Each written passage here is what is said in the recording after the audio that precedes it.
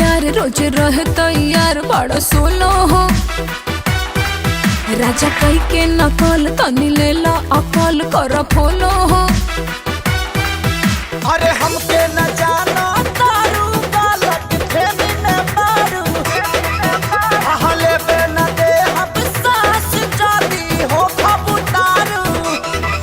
राजा बोला तनी कम बाटे बोलिए मैं दम देखो हमारा से तनी को तू जाबर जाबर जाबर धनिया चारा से कला तानी का भर देहदा गलिया चूम के हाबर हाबर।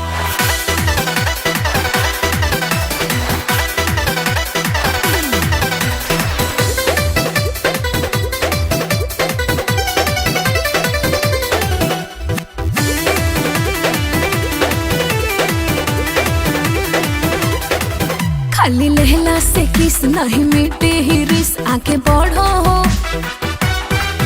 ई लड़ाई ए बलम खाली लड़ता नहीं हम तू लड़ो हो।